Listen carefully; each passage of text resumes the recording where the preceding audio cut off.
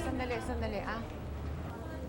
Ma'am, isinarado po namin ang kantin ninyo dahil maraming paglabag ito sa aming sanitary standard. Ang sa amin po kasi, gusto namin mapangalagaan ang kalusugan ng mga customer. Ayaw namin sila mapahamak dahil sa kapabayaan ninyo. Pasensyahan na lang ho tayo. Ilang bihis na namin kayo binigyan ng babala. Baka naman pwede kaming humingi ng konting palugit. Makikiusap po ako sa inyo. Ma'am, maraming palugit na ho ang binigay namin pero pinabayaan ninyo. Sir, kung dahil lang ito doon sa nangyari ng isang araw, humihingi ako ng paumanhin. Kahit ilang araw lang, makapunta lang po ako sa munisipyo. Ma'am, mga taga-munisipyo po kami. Hindi na po kailangan. Paano yung mga taong nawalan ng trabaho? Boss, kahit naman maligpit yung mga gamit namin. Wala na po tayong magagawa dyan. Sige, di ba na yun? Oh, sige, salamat. Ma'am, paano na po kami ngayon? Paano na po yun, ma'am? Yung anak po. Oo nga. Hindi, teka. Oo, alam ko, marami kayong pangangailangan, pero huwag kayong mag-alala. Gagawa ako ng parang para mabigyan kayo ng sweldo kahit na sarado ang kantin natin. Kailan tayo ulit mabubuksan ng kantin? Sa ngayon, hindi natin alam kung kailan. Kung sasaraduhan, baka magpagawa na lang ng bago. Oo. Kailan po kaya? Basta mag-antay na lang kayo. Basta sama-sama tayo rito kahit anong mangyari, ha? Huwag kayong mag-aalala. Bibigay ko ang sweldo ninyo. Akong bahala. Hindi ko kayo pababayaan, ha? Sige. Hindi, walang problema. Magpahinga ka na. Gusto mo, atin na kita. Salamat, pero mauna ka na. Nakakaya naman sa'yo, ilang araw at gabi ka na nakipagpuyatan sa amin. Ayoko naman mapagalitan ka. Tawagan na lang. Sigurado ka? Sige, pakitawagan na lang ako pag-uwi mo. Kahit text lang. Antayin ko, ha?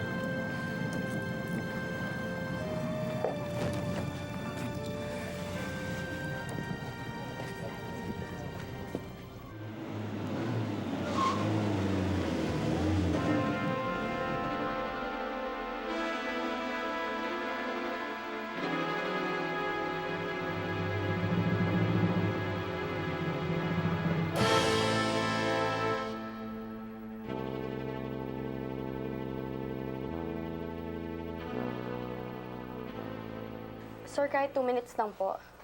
Hindi talaga pwede, miss. Samahan niyo na lang po ako. Makausap ko lang si Mr. Kahayon. Kamag-anak ho ba kayo? Kamag-anak lang o abogado, binigyan ng permiso para makapag-usap sa kanya. Sir, nakikiusap po ako. Sana, miss, intindi mo naman ako. Kapag pinagbigyan kita, baka ako naman mawala ng trabaho. Ba't hindi ka humingi ng tulong kay Leandro? Ayoko nang dagdagan pa ang problema ni Leandro. Yan lang kaso niya, eh. Malaking sakit ng ulo na yan. Ayoko maging pabigat. Paano yung negosyo? Hindi naman magtatagal ang pagsara niyang kantin na yan, eh. Saka may konti pa akong perang naipon, ano? Yung mga tauhan, yung mga tao umaasa sa mga sasahurin nila.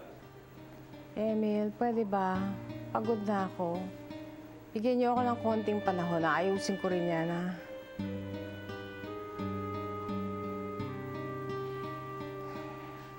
Naiintindihan ko na gusto mo lang makatulong.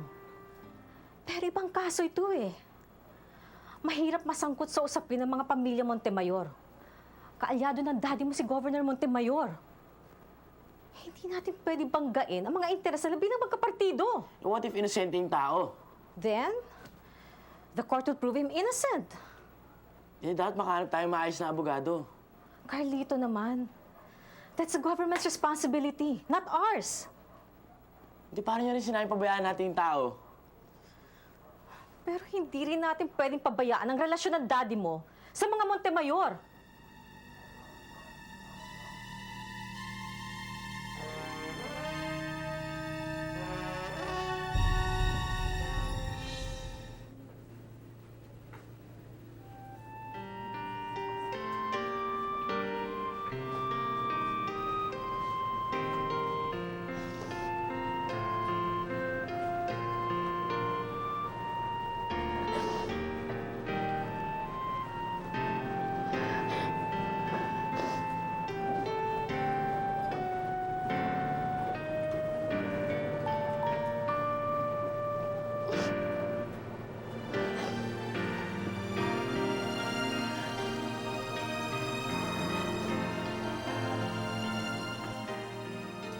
Maampo mo na kayo.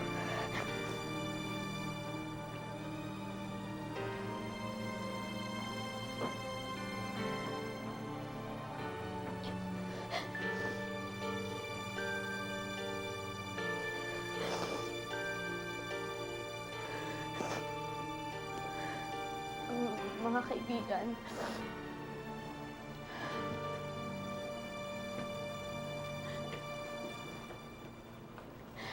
a genuine concern for children. Deng always had that in his heart. Hindi lang ako at ang mga kamag-anak niyang naulila, kundi pati ang mga batang natulungan niya. Mamimiss natin siya. Pero sa bawat araw, baon natin ang mga alaala niya. At gabay natin ang magandang ehemplong pinakita niya. Sana maging inspirasyon natin yun upang ipagpatuloy ang mga nasimulan niya.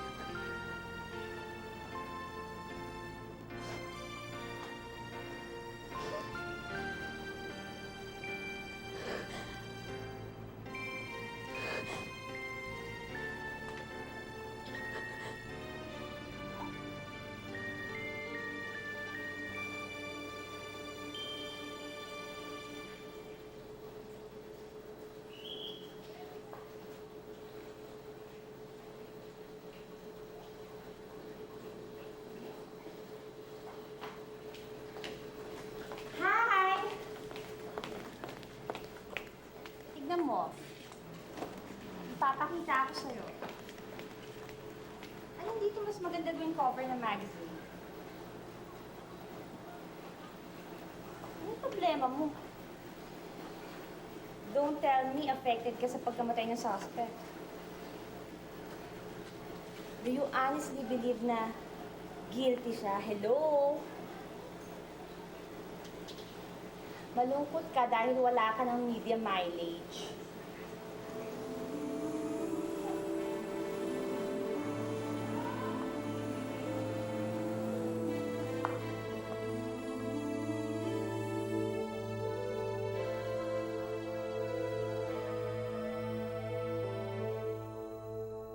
That this might not be the best time to discuss things with you.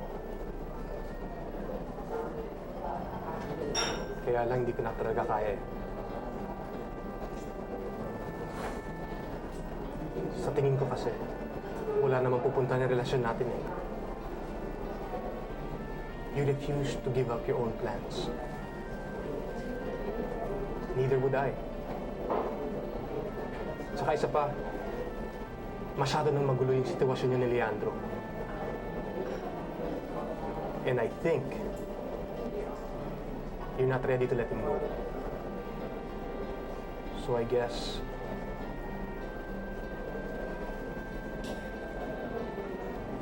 I'll have to let you go.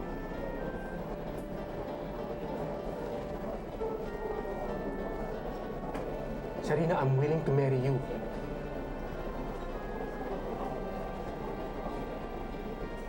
But you're not willing to marry me.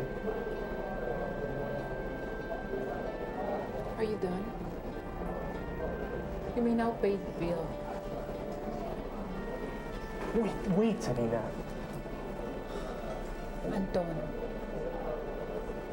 I'm the type of woman who always prefers to be on the top. Ayoko yung nasasakal.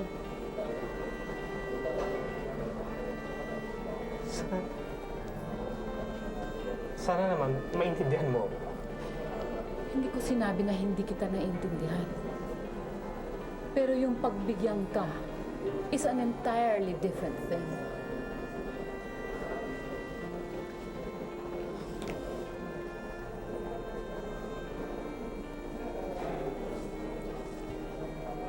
Hello? Bettina? Hi! Are you free tonight? I'd like to go ballroom dancing. Yeah. May rehearsals ako ng 4 mamaya. Manonood ka ba? May rehearsals din yung banda eh. Kung gusto mo, hatid na lang kita. Uy, tatay ko. Tay. Siya pala yung girlfriend ko, si Paloma.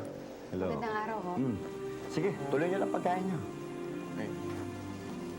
Tara, tapusin natin to.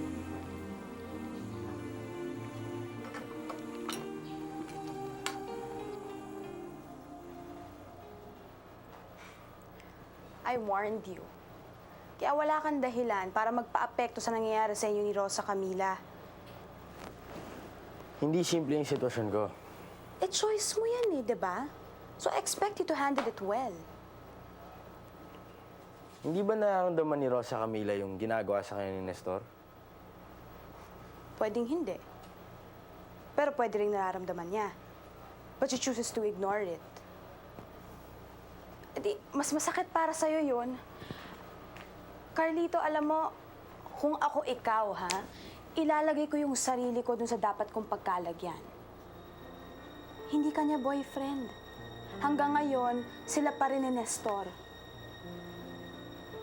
Kaya magtiis ka.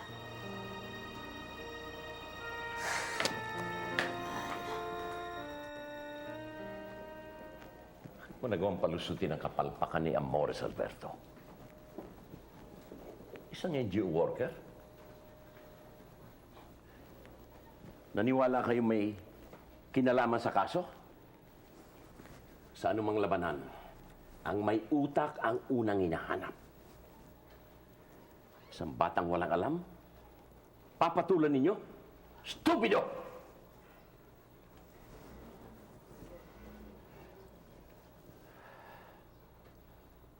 Hanggang ngayon ay wala ka pang alam kung sino ang nasa likod ng kaso. Pinaiiko tayo, Alberto. Talaga bang inutil ka? Dad, hindi ko hawak ang pulisya. Hindi bobo ang ama mo.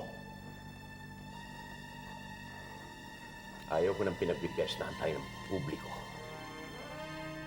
Habang pinaiiko tayo ng ating mga kaaway na parang tsubibo.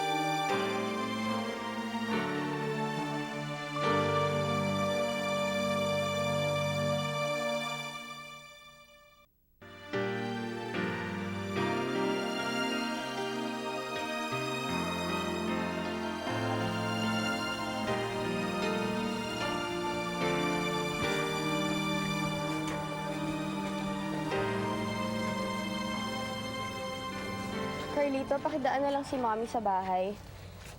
So Emil, kayo na akong bahala. May pupuntahan lang ako. Oo, akong bahala.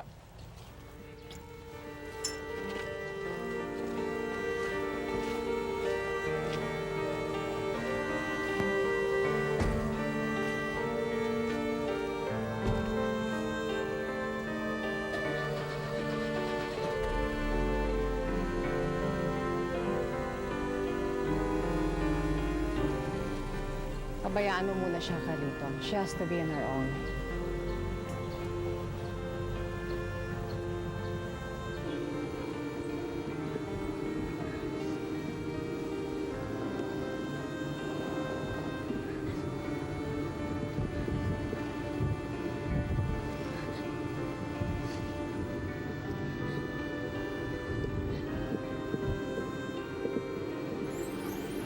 no?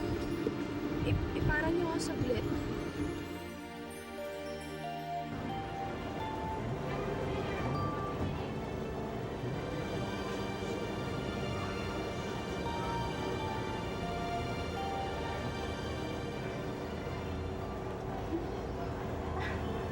Rosa Camila. Rosa!